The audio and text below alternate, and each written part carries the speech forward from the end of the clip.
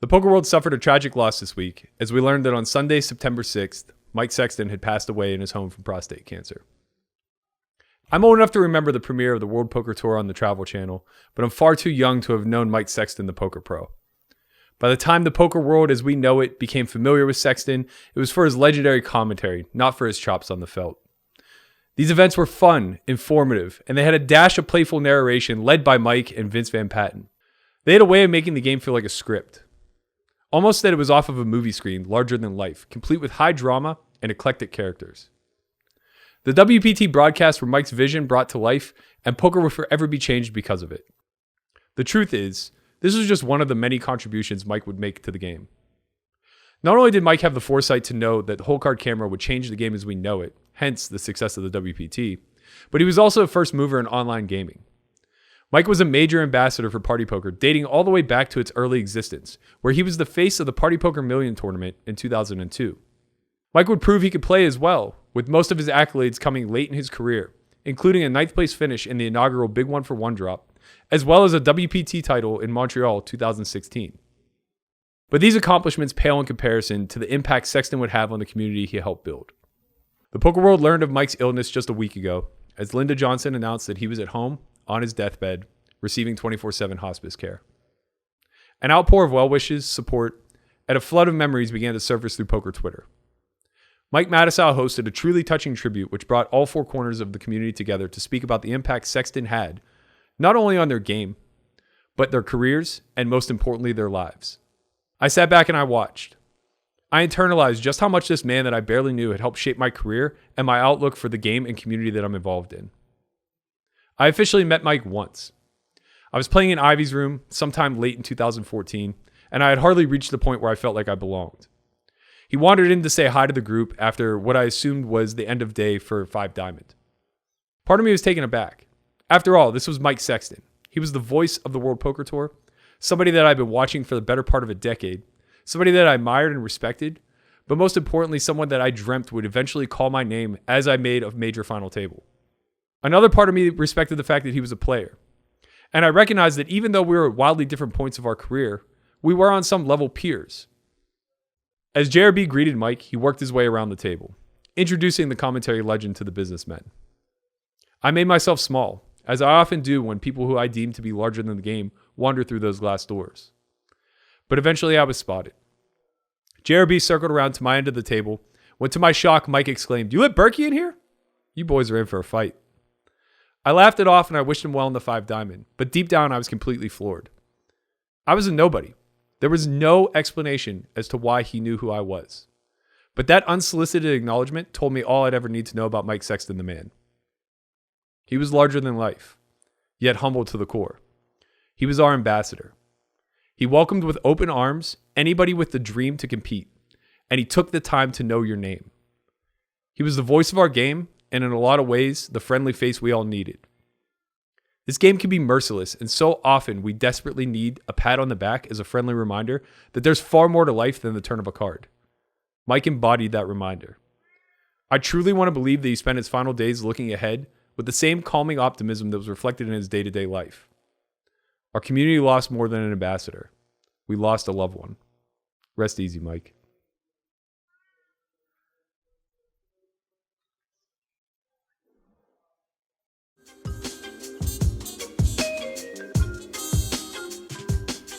What's up, everybody? Welcome back to another edition of the S4Y VLOGCAST.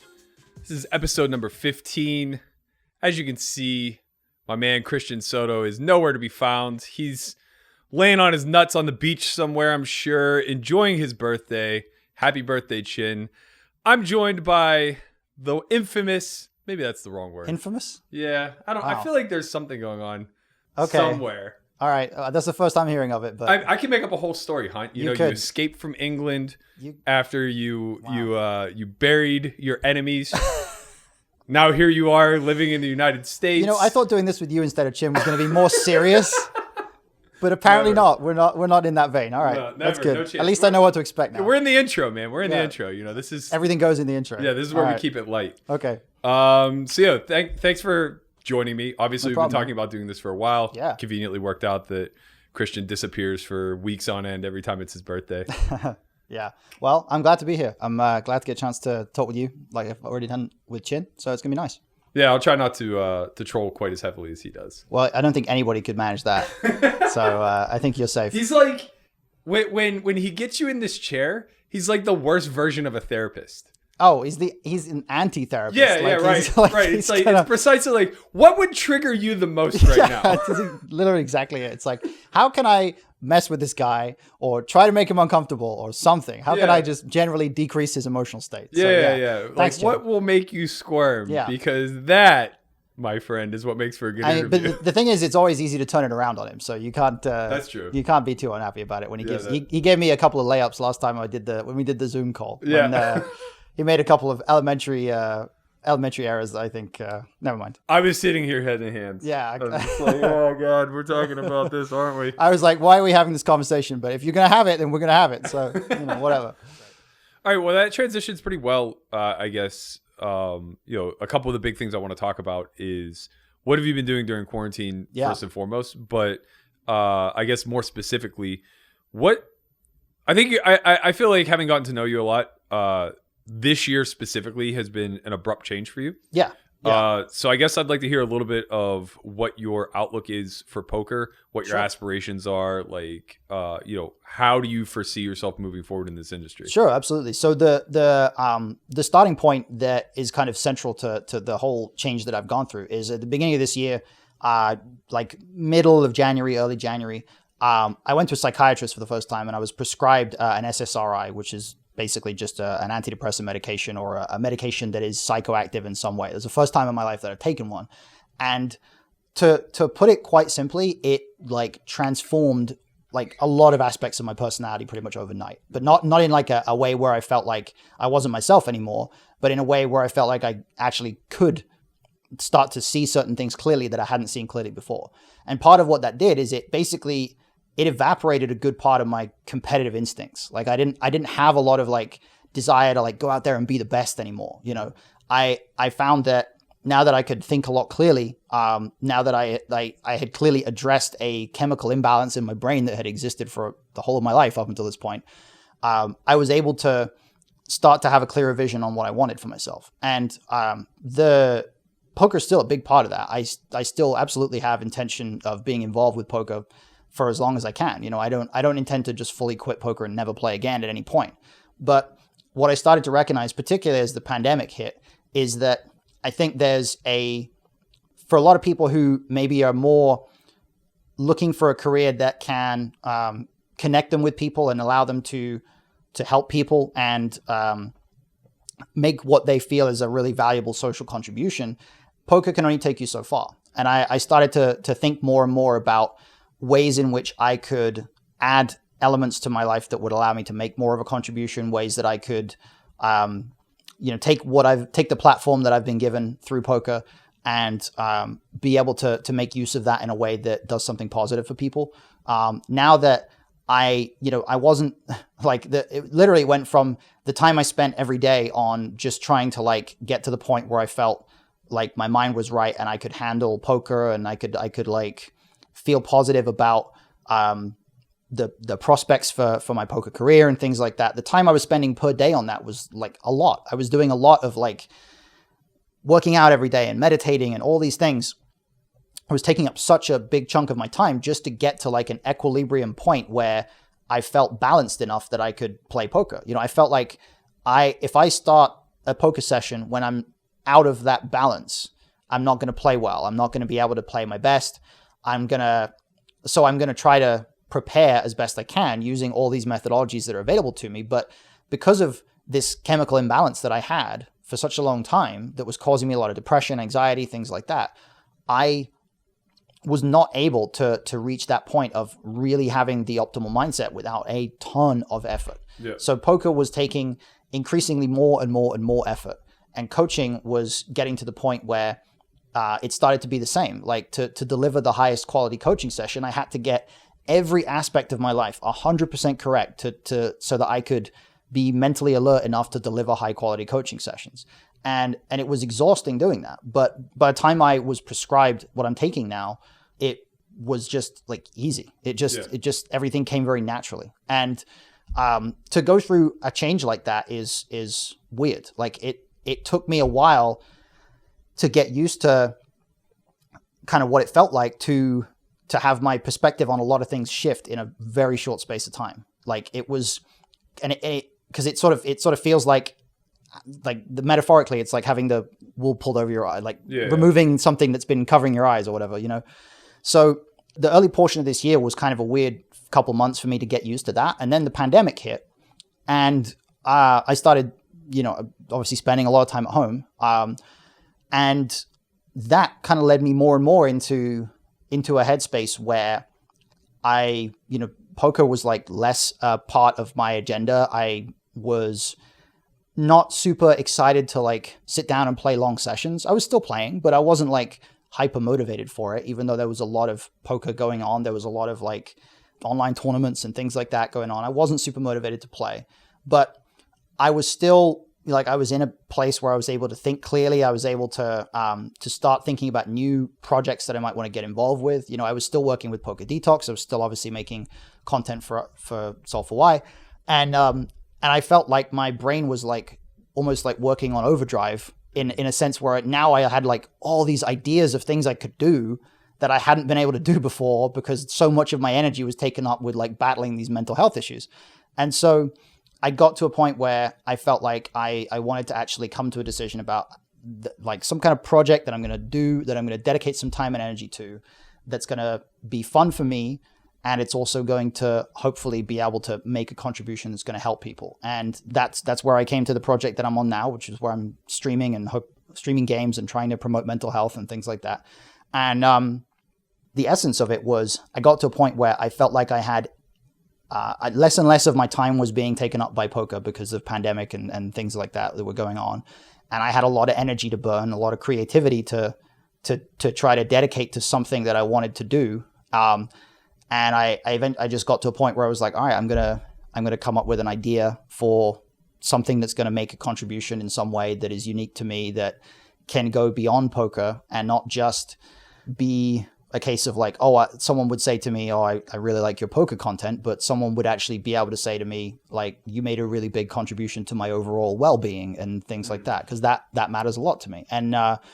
And so that's where I am now. I'm not planning on quitting poker anytime soon. I'm still coaching. I'm still gonna make videos for you as soon as you ask me to. And I still intend to be a professional poker player for some time to come. But if I get to the point where this project grows to the extent that I can start doing it more frequently, or I can start doing it full time even at some point, then I'm not necessarily going to say no to that, because I hope that if it gets to that point, it'll be something that's actually making a difference for people. So sure. I guess that's where I'm at.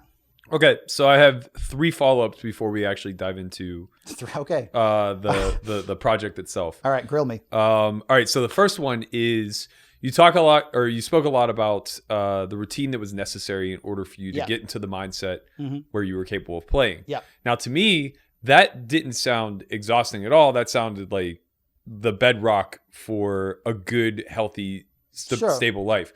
So I guess now that you have less of an issue being in that mindset, do you still find value in that sort of routine? Absolutely. And I should be clear, like I'm still working out a lot. I'm still meditating every day and things like that. But the difference previously was that I could do all that stuff, and then still 50% of days I would still feel like shit. Right. And I still couldn't get myself to the point of where I couldn't guarantee that I would play a session of poker and then feel very negative afterwards, or like be very mentally affected by it. You know, I was putting so much time and energy into getting into the right mindset for these for day to day. Yeah. And it still wasn't getting me to that point of feeling like I was enjoying my life, or I was getting a lot out of what I was doing.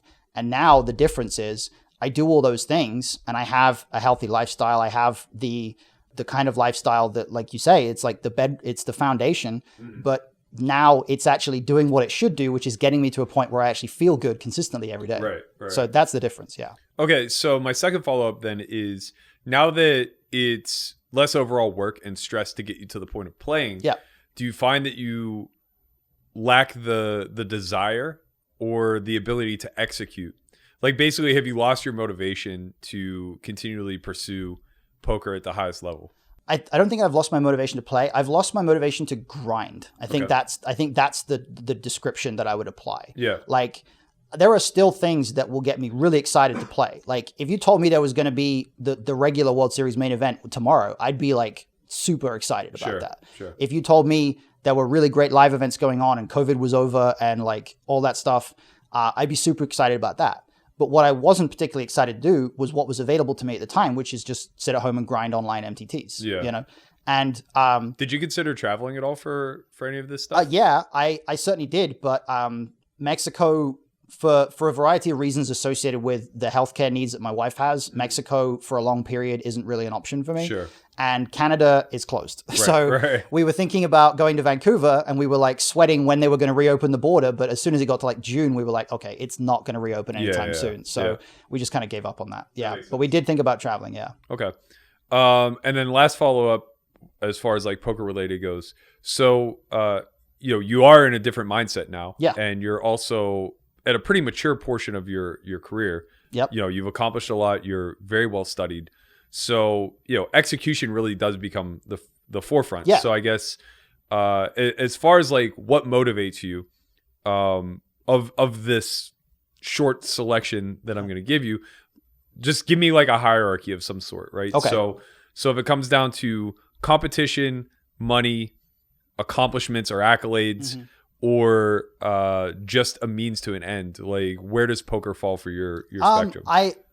It's weird because the main factor of it for me now is not really any of those. It's like I still love poker for the original reason that I did, which is that it feels like a puzzle. It's the challenge of it and the intrigue of being able to figure this game out because it's so deep. And I know that's something you've always talked a lot about and how the depth of the game and how much variety there is to it.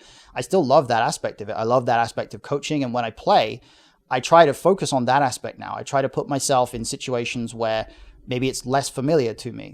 It's I'm certainly thinking about like learning new games, like learning to like going and playing a bunch of PLO or something like that. Okay, so that's actually a good. Let me double down on that a little bit. Then. Sure. So then, like from a business element, what does your career path look like? Like, is it going to be branching off into a bunch of other games and moving linearly? Or are you still trying to reach that vertical scale where like someday you're potentially playing high rollers? I don't think I'm pretty sure that I am not ever going to be playing super high rollers. I am fine with that. Yeah. Like I recognize that maybe I have the potential that I could, but I don't know if the amount of effort that it would take to get to that point is really worth it for me in terms of what I want out of my life at the moment. I am completely fine being a good winning tournament reg and what I consider to be a really good coach for the rest of my career because that's fun to me. And as long as I'm playing in games that are fun, I'm going to continue to enjoy playing and hopefully I'm going to continue to study enough that I'm going to keep winning, So I don't see my involvement in poker like just completely falling off or falling out of whatever. But I also don't think I'm going to get back to the point where I can just like grind 4 or 5 days a week because that grind mentality I think is what sort of what disappeared when I like went through this change and my mental health issues were like not driving me so much anymore. I didn't have this like anxiety of like I have to try to get better. Now it's like I want to try to get better and I want to learn aspects of the game that I don't already know. And if that means, taking a little bit of a hit to my annual EV, I don't mind that much. If that means that I spend more time on coaching because that's what's more fun at a certain time, I don't mind that at all. Like I think that essentially what's happened is the competitive drive has been replaced by like curiosity. And I'm going to follow my curiosity in poker now more so than I'm going to follow like the desire to just like be the best tournament player in the world. I think that's really good because there's no real end to that, right? Like there's a burnout factor that comes with the competitive drive, to just grind. But whenever you're just competing against an older version of yourself to continue to learn more, grow, and get better, that's endless. Like we're never going to. This game's not deterministic, right? Like we're never gonna arrive at an endpoint where we're like, okay, here's the exact puzzle pieces you need to put in line in order to be the best player in the world, right? for everybody listening at home, I think it's really helpful to be honest with your goals and aspirations and not just be fluffy with like these dreams where you're pie-eyed and head in the clouds, right? It's not that you're not capable of playing super high rollers. You probably could be. But, you know, there's some diminishing returns there. Right. And it's a lot of work for maybe a short stint. Yeah. Right? Because, like, you can't stop that work once you get there. So I think that, like, recognizing that it offers you a lot of freedom in exchange. Yeah. Because staying ahead of the curve for the level that you're at won't take nearly the same, like, energy or man hours as a whole. Yeah. Which now opens you up for projects like what you're working on. Right. And it's not even the case that I'm going to stop like studying how these guys are playing and studying like how to get better or how to add extra dimensions to my game or anything like that. It's literally just a case of like where I'm setting my direction, you know, or where I'm like how much time per week am I going to spend on X, Y, or Z? Like that's what's shifted a lot lately. And in addition, like part of my sort of practical consideration of why I'm probably never going to play high rollers is because traveling a lot would be really difficult with the family situation that I have. Like it would be really hard for my wife to travel abroad a lot. And it would be really hard for her to have me be away at random times to go play a poker tournament. Sure. And considering that I could go play a poker tournament and lose a bunch of money and come back and like I've spent time away from my wife and I'm not getting a guaranteed return from it, like that, the returns on that would need to be huge in order for me to actually justify that. You know, this year, the trip that we took to Austin and the trip that I took to Europe with Poker Detox in January were the first two extended times that my wife and I have been apart since we've been together. And it was really tough on her because she has mental health issues that she deals with. She has physical issues that she was dealing with at the beginning of the year, although thankfully those have cleared up a lot now, which is great. But that was tough. And I don't want to have to compromise my family for poker. I want poker to fit in with my family. Right. And I think that if that means me, you know, earning 10% less or doing more coaching and less playing or whatever it is, like my family life comes first. And it should be the same for everybody. And I think that I'm in a place now where I have visibility on my priorities that I didn't have a year ago, you know, and I'm hoping that that's actually going to make me more effective in what I'm doing in poker. It's going to make me a better coach. It's going to make me better for this company. I think it did make me better for Poker Detox, although I recently stepped away from my responsibilities with them to focus on these new projects. But I think that I'm in a really good place in terms of having perspective and having my goals in order, which I probably for the whole of my career up until this point, I don't think I had as clear of a perspective on what my goals are as I do now. So I'm very grateful for that. I mean, that makes a lot of sense, right? When we're in our 20s, we're just shooting for the moon and wherever you land, you land. Yeah. But yeah, you're in a different position now. Like you do have a family to take care of. You have a lot more responsibilities. So sure. I do think it's very noble to like prioritize that appropriately and not just kind of throw caution to the wind and say like, we're going to take a run at this thing. Yeah. And I think that the ability to take a run at something is still there in that, you know, I can still play the main event every year. I can still play whatever tournaments at the World Series I want. Like I'm not going to, you know, I'm not stepping away from the things that I enjoy the most about poker. If anything, I'm stepping away from the stuff that I don't really enjoy that much. It's not a huge loss. Yeah, it makes perfect sense. All right. Well, I think that like leads us into a lot more of like what you're doing now. Sure. Which I find to be a pretty interesting project. One, because you're literally starting from scratch. Yeah. And two, because I don't know how it works. Okay. Like you obviously have a lot more experience than I do as far as like playing video games goes. Sure. But if you were just to throw 25 games in front of me, I would be very bad at 20 of them. Sure. So like the idea of streaming them would not go well. Well, the first misconception there is that streaming is anything to do with being good at a game. Fair. Like there are streamers who get really popular off of being the best at Fortnite or being the best at whatever game. But that's one segment of the streaming market. The rest of it is streamers who build a community around what they're doing and a community of people that likes them and likes what they're putting out and that can relate to each other. You know, it's almost, it's a platform now for people who live a lot of their lives on the internet, like most people these days under the age of whatever end up doing. It's a platform for people to form communities. And that was the genesis of what I'm doing now. It was the idea that since the pandemic started, I started gaming a lot more because I had more time on my hands. I started thinking, how can I turn this enjoyment that I have into something that can benefit other people. And the idea of combining gaming with something that could be useful for people mental health wise is, it seemed quite natural for me, because if I look back at times in my life when I've been struggling, this is the kind of thing I would have wanted to exist. I would have wanted something to exist when I was 17 or whatever. I could just log on and like watch some guy play games and talk to the people in his chat and like hang out and share a couple of things I was struggling with maybe, and just kind of feel better. And that's what I want to provide. I want to build a community, as you say, from scratch, but it's not really from scratch, because I've been lucky enough that a bunch of people from my Twitter and people that I know in poker have already come into my stream and helped get it started and things like that. So that's cool.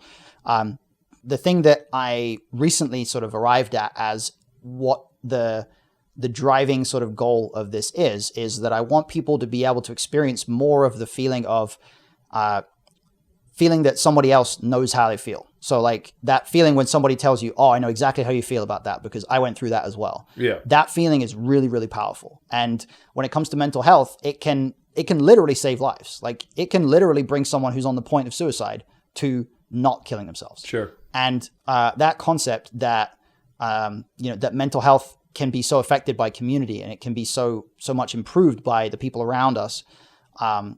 It makes me feel like these days, when you look at everything that's going on in society, when you look at the way that society is shifting, we're shifting in a direction where emotional intelligence is going to be very, very important for everybody moving forward because of the way technology is changing the way we interact. So if I can do anything that's going to help people become more emotionally intelligent, become more in touch with their own feelings and emotions, understand their own mental health, talk about it with other people, increase that level of openness, all those things are big goals, but ultimately what it comes down to is if I can do something that I enjoy, which is hanging out and playing video games, and other people can benefit from recognizing that there's a community there that they can talk to when they feel a little rough, or when they're going through anxiety or something like that, that would really make me feel like I am contributing a lot to these people. So I'm excited to keep doing it. It's really fun so far, and seems to be going well. So we'll see how it goes. So walk me through a little bit of like how the stream is set up, like what your short-term objectives are, like stream by stream, and I guess like what the viewer can expect to see. Sure. So stream by stream, what I'm doing at the moment is I'm streaming Tuesday, Wednesday, Thursday from 9 a.m. Pacific, and each day has like a theme, basically. So Tuesday is Gratitude Tuesday, where the idea is that as a conversation starter, the idea in chat is to talk about something that you're grateful for right now. So, I keep a gratitude journal every day. So a lot of the stuff that I will put in that gratitude journal will come up on stream. People will ask me, people will ask other people in the stream. And it just provides a source of kind of positivity. And then Wednesday is almost like the flip side of that. And this was my wife's idea, calling it Wines Day, where the idea is you can just come in and like, if you just want to complain about something, you have like free reign to just bitch and moan about whatever's going on in your life. And not in a negative way, but in like a get something off your chest kind of way. And then Thursday is Therapy Thursday, where I talk a lot about experiences I've had in therapy, because my therapy appointment is on Wednesday afternoons with my therapist every week. So I come out of therapy on Wednesday, and then sometimes I'll talk about what I did in therapy the next day. People in chat will talk about like, I'm trying to find a good therapist right now, but I don't know what I should be looking for. Like they'll ask questions about therapy. We'll talk about experiences. So each day has that kind of a theme. I'm thinking about whether I should start streaming on some other days, like on weekends, but I'm not sure about that. I don't necessarily want to go to like 4+ days a week because that's a lot. So the conversation topics tend to vary. A lot of the time, it's literally just me playing a game and kind of like commentating, and someone will be talking about this game because they played this game, and it'll just be very, very casual. Like it's not like we're having deep emotional conversations 6 hours a day on every stream. But the idea is that I want it to be a space where people feel comfortable that they can talk about that stuff. And I've already had several people come in because they found me through searching Twitch on the mental health tag, and actually come in and say, hey, like, I feel like shit like that. Feel like shit today. Like I'm struggling with this. I had one guy come in who was struggling with an alcohol problem. And, we kind of talked about that, and he just got some stuff off his chest. I had someone come in the other day saying he was like a high school student who had anxiety about going back to high school soon. So I've had different people come in with different things they've been struggling with. And I don't want to position myself as like the guy that gives advice. I just want it to be a place where they can come in and say, hey, this is what I'm struggling with. And the community, whether it's me or other people in chat, which it has been so far, can say like, don't worry, it's going to be fine. Like, I know how you feel, that kind of thing. And so far, I think the people who've been in my chat have been great. We have a couple of people who've become moderators, which is great. So I'm sort of growing in that regard, and hopefully that's going to help build the stream up a little bit.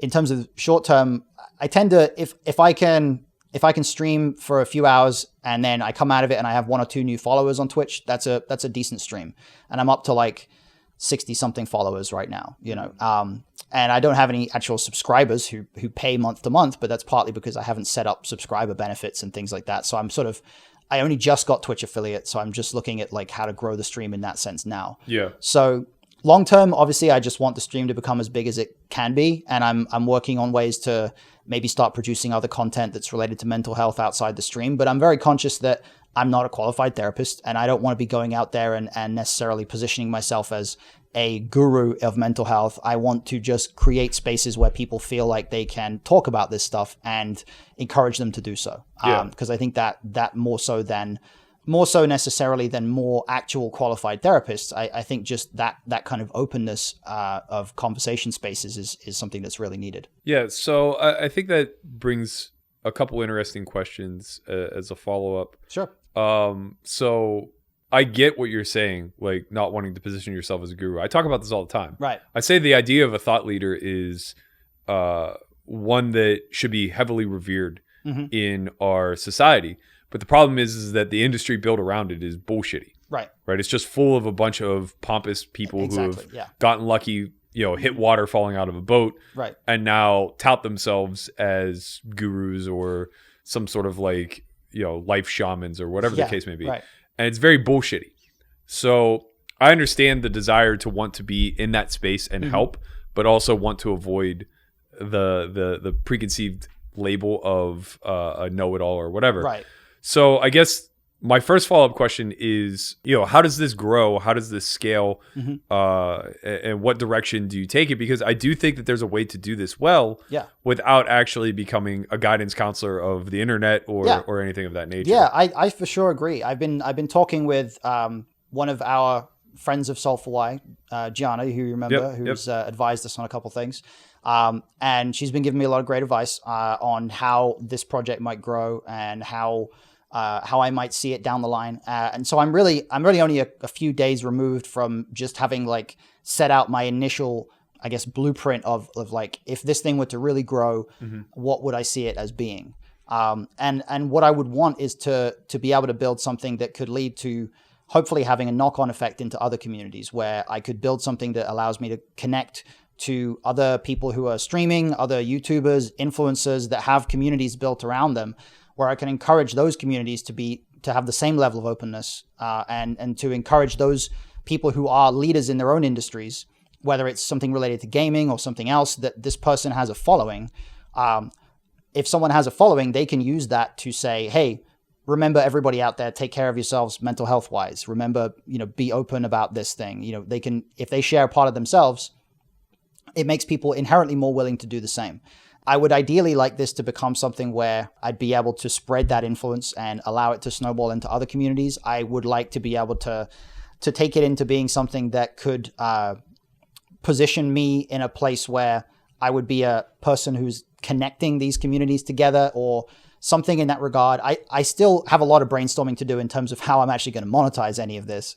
I still have no idea how someone's going to pay me for this, but that can come later. Right now, I'm concerned with building these communities and making that impact. And I certainly think that there's a lot of need for that going on. There's a lot of people out there that need to be encouraged to be open about their emotions and to be open about their mental health. The overall direction, as far as how does it go beyond streaming, there's a lot of possibilities there, and I'm still exploring that for sure. So if you have ideas, tell me off camera.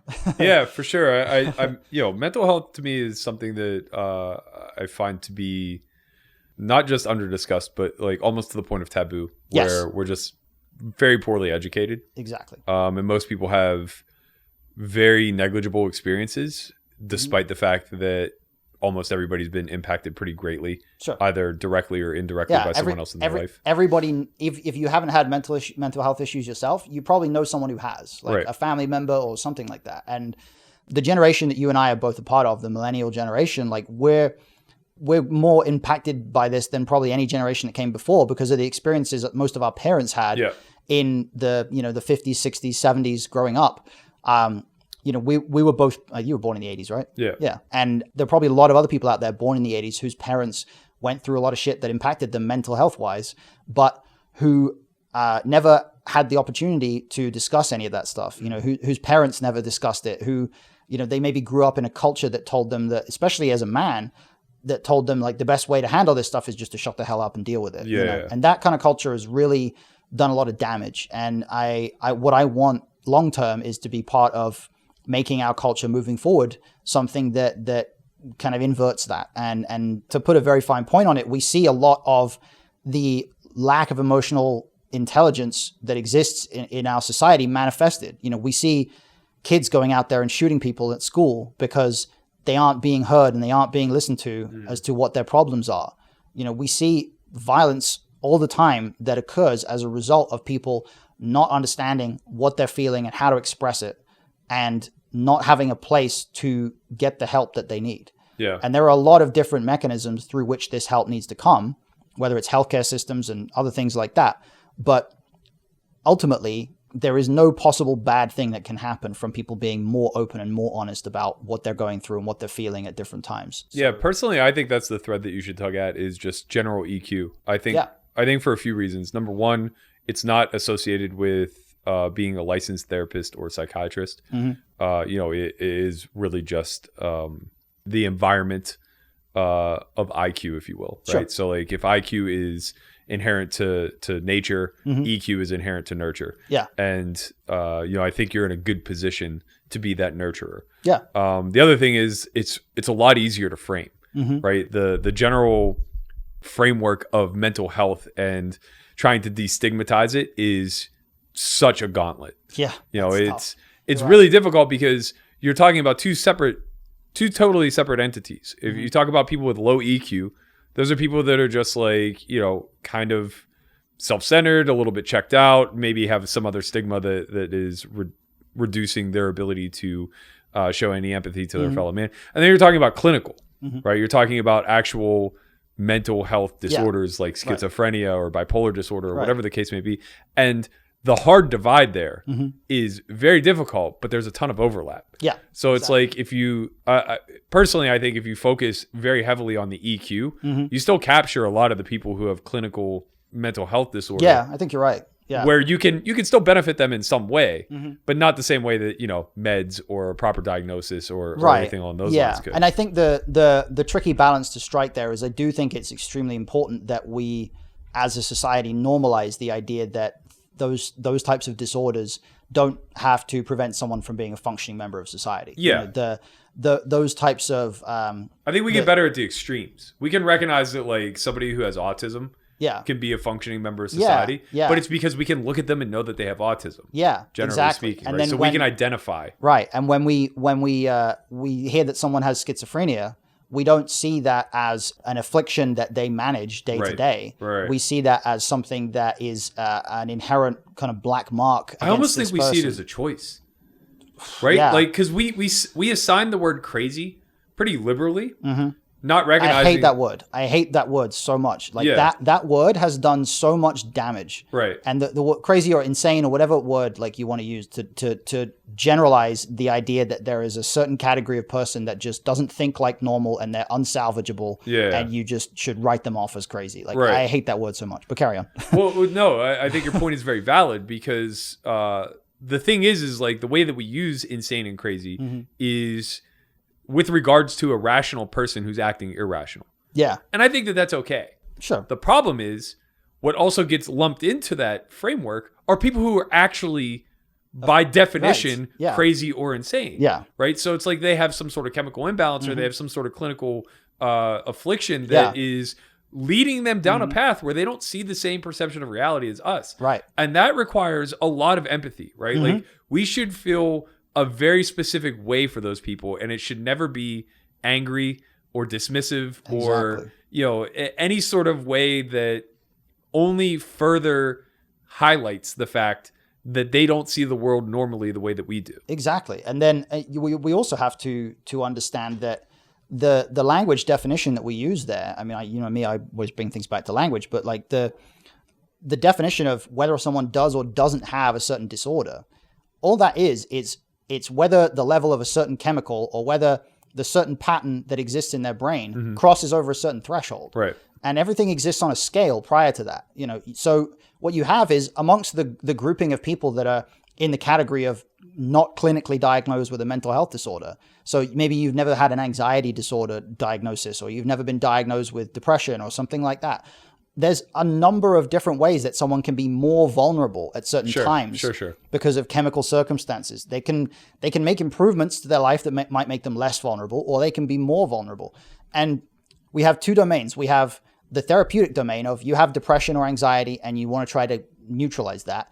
And then you have the domain of like self-improvement or wellness, where there's this domain where it's all about making improvements to your life. And a lot of it is done by making improvements to the chemical makeup of your brain. So a lot of it is dietary. A lot of it is related to things like even like cold water exposure and things like that. Things that release dopamine, serotonin. Exactly. There's that chemical element of like it's wellness. Yep. But there's so much overlap there. There's a scientific overlap where you have to be able to be qualified in that area to be able to say exactly what's going on in this case. Because if somebody convinces themselves that a certain issue, and this is what I did for a long time, convince themselves that a certain issue is because of an action that they're not taking. So like, I'm not eating the right food and it's my fault that I feel this way. Or I'm not taking this action that someone else is telling me is going to make my life better, and they're going to blame themselves for that. They can get stuck on a hamster wheel doing that. And this is exactly what happened to me. I got stuck on a hamster wheel experimenting with every single like personal development related thing or wellness related thing that I found that was like, this is the thing that's supposed to make you feel better. And in the end, what made the difference was correcting the actual chemical imbalance. Yeah. And then only then did I actually start to get the benefit of all this stuff that everybody else was doing and seeing all these great benefits. And I was like, I'm doing this and I still feel like shit. What the hell's going on? What's wrong? That's really the problem, is we don't have a perfect way of testing this yet. Exactly. It's And the fact of the matter is that the vast majority of humans are going to be on that spectrum. Right. And like you're saying, like, when you don't cross that threshold over into an actual imbalance to the degree where medicine will help, nobody is going to fit one perfect mold. Right. If it's a 1 to 10 spectrum, you're not going to find that the majority of the population is at a 5. Yeah. It's just going to be all over the 1 to 10. And these sort of activities done together or done separately, whatever the case may be, are going to have differing corrective measures. Right. But the people who are promoting them are just basically speaking to the populace. Yeah. Of millions and millions and millions of people who are not achieving anywhere remotely close to their potential. Exactly. Due to the fact that they're ignoring what they could be actually correcting. Yeah. And I get it. Like, you're right. That's problematic then for those who don't have the same control. Right. Because that's a culture that you see from the outside. You see the entirety of that, and social media makes it so much worse. So you go on Twitter and you go on Instagram or whatever, and everybody around you is doing all these things to make their life better. And you're trying to do these things and they don't have any impact. And you wonder why.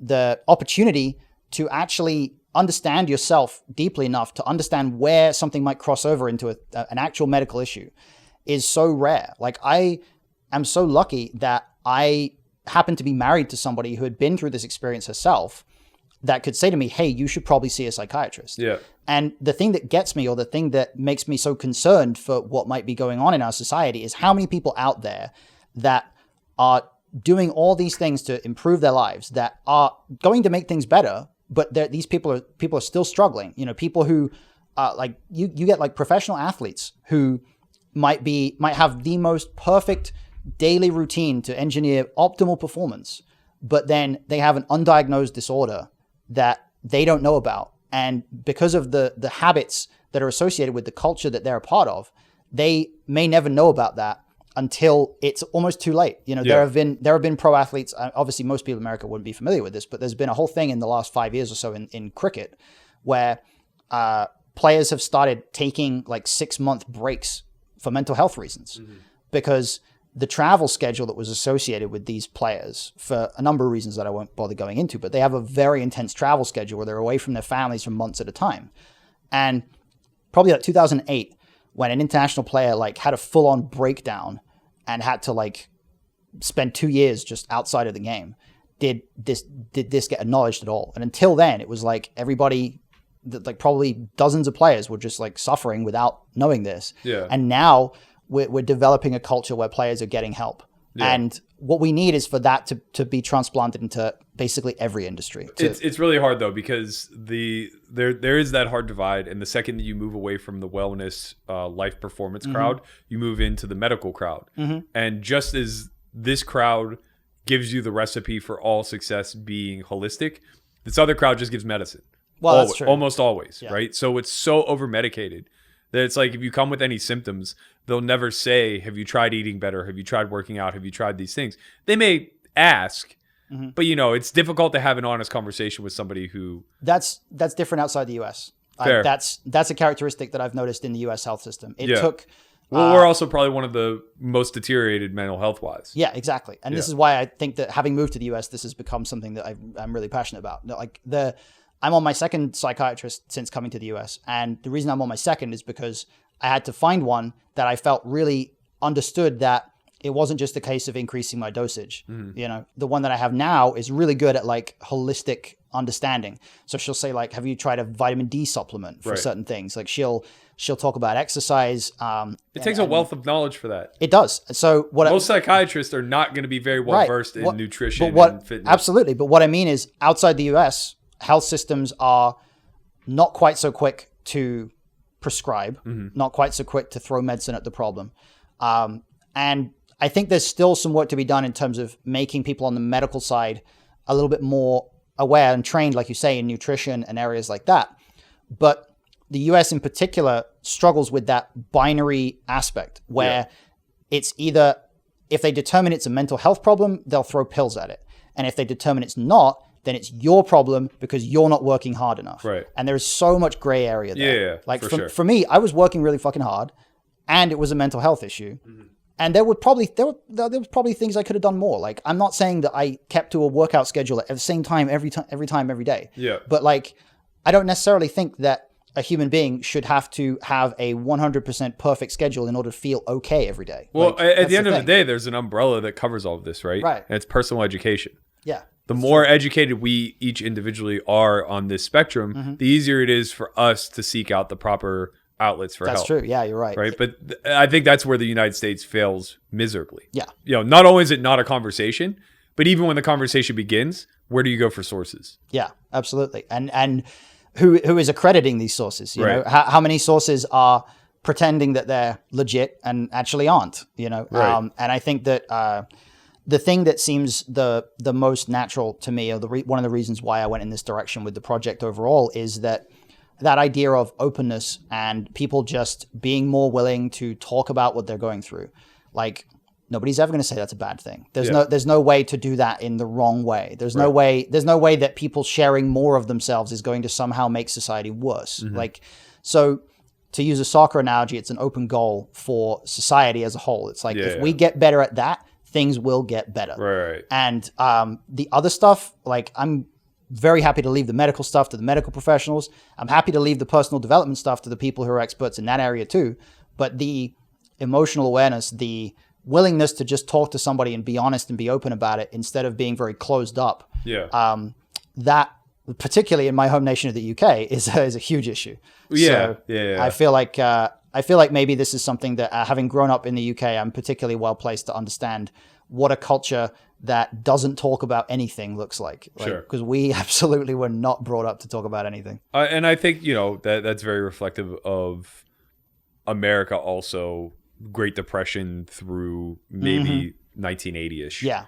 Those generations grew up really fucking hard. Yeah. Especially the men. The gender roles were very, very, very broad. And as you said, like, men just weren't really meant to talk about anything. But really, same with women. They were expected to be quiet and meek and homemakers and, kind of take on the world without ever complaining about anything along the way. Yeah. And, hopefully one of the things that we'll see over the next 10 years or so is, I think there's only so long you can go with a society acting really closed up like that. Yeah. I think the correction's been very different now. I think capitalism has, like, overtaken a lot of the correction, and now the vast majority of it is just like never-ending stress. Yeah. From the rat race, Yeah. kind of like just catapulting into all households. Yeah, I mean, and this is why we, there's a whole nother podcast we could do talking about that topic. There's the reforms that are necessary to take care of people under some kind of vision of modern capitalism. But that's a big conversation. Yeah, I agree. All right, I want to end it a little bit on a lighter note. Absolutely. So I guess talk to me a little bit like how the games fit into all of this, like why gaming, and maybe a little bit of what your vision is as far as orchestrating gaming moving forward. Like, does this ever become the main conversation with the mental health as an underlying issue? Or I don't think so. I think that when I started out, I started out using gaming as a vehicle, in that when I was growing up, when I had rough times, gaming was like the thing that I turned to because it was fun, and it gave me that flow state feeling of like everything else is just blocked out, that kind of thing. So it's a vehicle to connect with people. And because gaming is so popular today, like something like 50% of the planet plays video games in some capacity, I read recently. It seems like a good vehicle because it's something that I'm passionate about. It's something that I really enjoy. It's something that if you want to have a conversation with people and you want people to be open, it's much easier for them to do that when you're kind of casually hanging out playing games instead of like, all right, come talk to me, everybody. So it's a nice backdrop for the mental health part of the project. But having said that, like, I love games, and if someone offers me the chance to be part of some project where for whatever period of time there'd be more of a focus on the gaming element, I'm not going to say no to that. But I recognize that it's such a big industry and it's such a difficult industry to break into.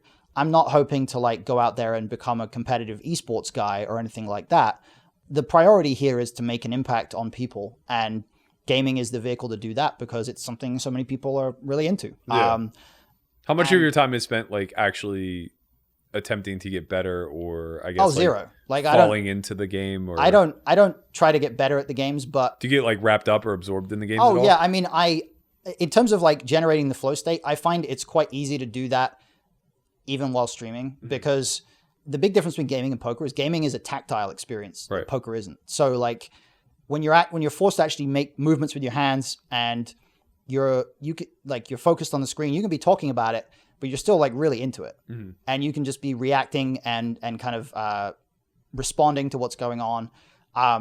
So I absolutely don't try to get better. Like I think just by nature of the amount of time I've spent gaming, I'm kind of okay naturally at most games. Sure. Like I don't think there's a game you could throw me into where I would just completely suck at it if I learned the ropes. But like whether I'm good or not has no bearing on what I'm doing. Like I could play a game that I was terrible at and maybe it'd be really fun to watch me just fail at it, Sure. So like I guess you kind of have a choice with games where you can either play a lot of games and experience them and experience like the story aspects and immerse yourself in the world of the game and things like that.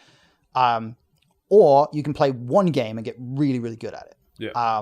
And I'm not going to be that guy because there's always somebody who's spending more time on it than you. For sure. Like in gaming, there's going to be some Chinese kid that's like played it 500 times over, and you're just not going to be the best. He's 14 and has the rest of his life to crush. Yeah, exactly. So I don't care about being good at games. I really love story-based games that you get really immersed in, where you're taking on the role of a character that is really interesting and very, maybe very outside of your real world experience. I like that element of that fantasy element, or not necessarily the fantasy genre of games, but I like some element in a game that is not like the real world. I'm not, I do play like Call of Duty and stuff sometimes, but like, I'm not going to be out there just playing like super realistic games. I'm going to be out there playing some game where I get to go kill zombies for 4 hours or, whatever like that. It's going to be something fun. It's going to be casual.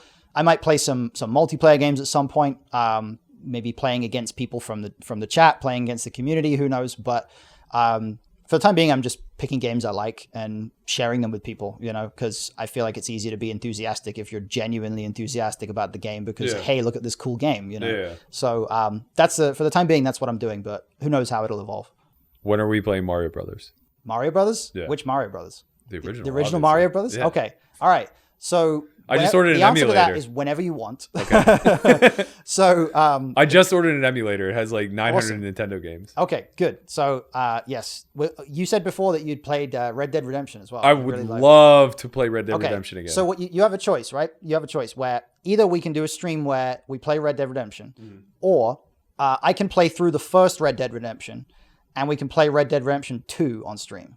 Because Red Dead Redemption 2 came out like 2 years ago. Yeah, and it's I supposed have to be. it. Oh, you have it? Yeah. Have you played it yet? No. Okay. So I don't yeah. think I technically finished the first one. Oh, you didn't? Okay. I think I got like 70% of the way through. Oh, okay. So maybe we should play the first one. I'm then. open to either. Okay. I just know I spent an entire Christmas playing the first one, Okay. and then poker came back into my life. Okay. When you say an entire Christmas, how long is that? Like 4 days? No, like 2 weeks. Oh, okay. That's Yeah. cool. That's good. My Yeah. nephew was young at the time. He was like 15, so we got yeah. after it. Okay, nice. Yeah, so we can play the first Red Dead, and then we'll see where we're at with the second one. All right, I'm in. Sounds good. All right.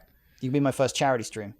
Perfect. All right. Yeah, well, let's organize it. Let's Sounds do good, it. man. Let's do it through our platform. I'll co-stream it on YouTube too. Awesome. Sounds perfect. All right. You're on. Well, thank you so much. No problem, This man. was enlightening. I think everybody will get a lot out of it. Cool. If you guys haven't already, please like, subscribe, share with your friends, spread the channel. Check out Matt on Twitch. It's Twitch Mental Health Gaming. It's mental_health_gaming. Okay. Yeah. Also, if you are interested, the Alpha Rec gear is in. Nice. So Conrad's going to go ahead and throw a little ad up for that. We're going to start shipping those out. I believe the hat's coming in a few days. So thank you guys so much for tuning in. This has been a really fun podcast. We'll have you on again soon. Absolutely. Maybe even have Chin involved. If Oh, he's jeez. back. Don't do that to me. We You can got to at least be here to moderate it if you're going to. Yeah, I think we'll have a nice mental health discussion with you, Chin, and me moderating. Oh, man. All right, guys. Thank you so much. We will see you again next week.